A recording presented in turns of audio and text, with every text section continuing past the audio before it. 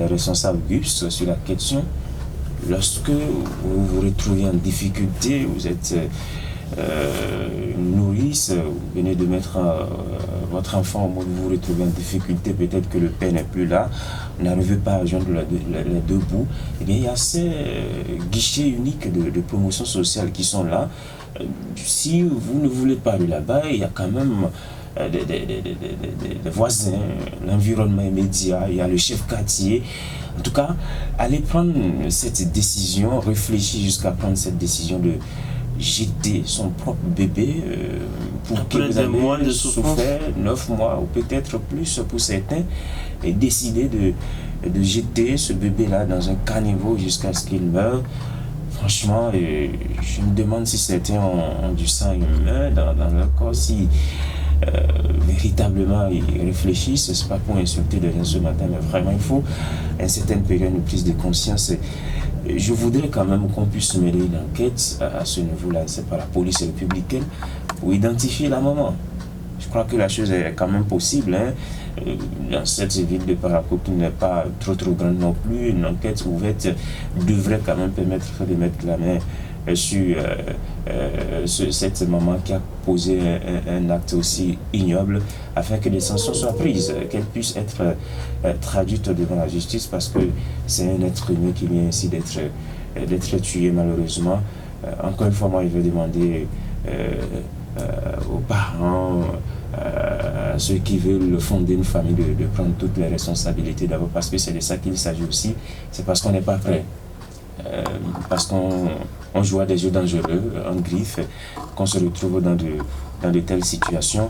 Et même si vous n'êtes pas prêt, si ça arrive, ça peut arriver, même si c'est pas ce qu'on souhaite le plus, il faut se préparer pour fonder une famille. Mais si en faisant ces jeux-là, ça arrive, il faut faire face, il faut être courageux, il faut solliciter l'aide si vous n'y arrivez pas. Et vous verrez que c'est peut-être cet enfant-là qui va vous sauver la vie de ces quatre. Voilà, et puis Fanchabi, la responsabilité des parents, il peut peut-être avoir d'autres raisons qu'on ignore, mais est-ce que c'est l'inceste, est-ce que c'est qu'on n'est pas véritablement prêt, mais on a fait le trajet 8, 7, 9 mois et on en vient tout simplement à expédier l'enfant dans un caniveau, c'est insoutenable. Alors ce n'est pas la première fois qu'on l'apprend, pour d'autres c'est de les abandonner au niveau des orphelinats, au niveau des églises et autres. Mais cette maman, elle est allée très loin. Oui, elle aurait pu peut-être opter pour les deux premières solutions, que ce serait encore mieux l'abandonner au niveau de la porte d'un orphelinat, une mosquée, une église. Là, quelqu'un serait peut-être tombé sur l'enfant. Elle est allée très loin, elle est allée même au-delà de loin. Je crois qu'elle a réalisé. Quand on imagine que des couples sont à la recherche. Oui, sont à la recherche. C'est justement ce que disaient toutes les personnes qu'on avait retrouvées sur place. Ça fait un peu mal de faire ce parcours-là, 9 mois ou 7 ans, en tout cas ça dépend, et qu'après l'enfant se retrouve dans un caniveau de votre propre gré. Oui, mais ça pose un véritable problème. Quand dans la société on a une femme enceinte, personne ne la soutient. Le papa ou l'auteur de la grossesse, parce que tout le monde peut être auteur de grossesse, même pas papa, l'auteur de la grossesse refuse de reconnaître cette grossesse-là. Et personne n'aide cette dame à trouver des solutions.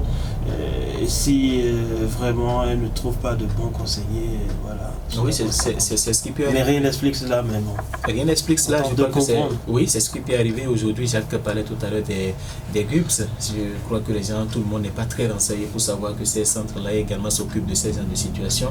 Elle pouvait pourquoi pas s'orienter vers ce centre. Et même dans l'enceinte de l'hôpital, je ne sais pas si c'est à l'hôpital, c'est pas évident qu'elle ait accouché à l'hôpital, sinon elle n'aurait pas pu commettre ce acte-là, parce que l'enfant a été retrouvé avec le placenta. Donc vous comprenez avec moi qu'elle a réellement ressenti une douleur, et peut-être avec toutes les difficultés qu'elle a vécues avant que cet enfant-là ne naisse, elle s'est posé mille et une questions. Voilà tout ce que j'ai enduré pendant 9 mois. Est-ce que je vais continuer par endurer la même situation? Mais cela n'explique vraiment pas l'acte qu'elle a posé. Déjà que l'enfant est sorti, elle pouvait même se rendre dans la maison d'un voisin, leur expliquer la situation. Je crois que les gens ne sont pas aussi difficiles on pouvait la comprendre et essayer de l'aider à trouver une solution. Et ça pose véritablement un autre problème, ce dont parlait tout à l'heure Jacques Débé. C'est vrai que nous ne connaissons pas l'âge de la maman, on ne sait vraiment pas si c'est une petite fille, une grande, ou en tout cas on ne connaît pas réellement son âge, mais quand vous n'êtes pas prêt à jouer à ces jeux, je crois qu'il faut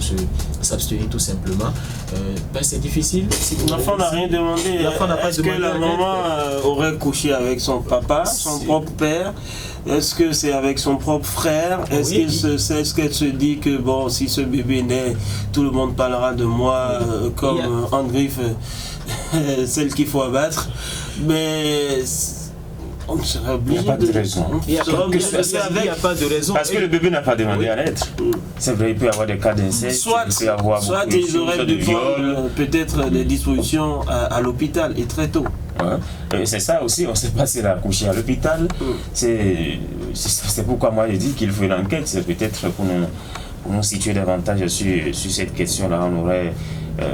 Mais il faut demander une sexualité, c'est là où je voudrais qu'on en vienne ce matin. Qu'on arrive, une sexualité responsable. Une sexualité responsable, c'est ça, je disais également, lorsque vous n'êtes pas prêt, il y a quand même aujourd'hui des méthodes de protection contre la grossesse. Ça pourrait être l'adultère, ça pourrait être beaucoup de choses, l'adultère, l'inceste, le viol, beaucoup de choses. Le viol, voilà. Mais quel que soit le cas, parce que le bébé, lui, c'est pas son problème. Il veut vivre, il voulait vivre. Donc il fallait quand même trouver une solution pour régler ce problème-là. Je crois qu'à une certaine période, il faut quand même qu'au niveau de nos chercheurs, notamment les sociologues, qu'on puisse, c'est pas sensibiliser davantage sur ces genres de questions. Il y a des phénomènes dans nos sociétés. Mais une grossesse, ce n'est pas l'aiguille dans le fond à chercher. Il y a une complicité coupable qu'on pourrait dénoncer. Parce que si vous voyez une dame qui avait le gros ventre et quelques jours plus tard il n'y a plus ce ventre là et il n'y a pas le bébé, je crois qu'il faut s'interroger. Mais si elle disait que le bébé est parti à l'accouchement, il faut pouvoir apporter les preuves.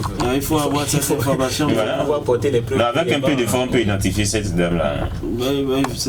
Pour l'écouter, pour mieux comprendre ce qui s'est réellement passé. Peut-être qu'elle a déjà quitté Parakou, qui sait.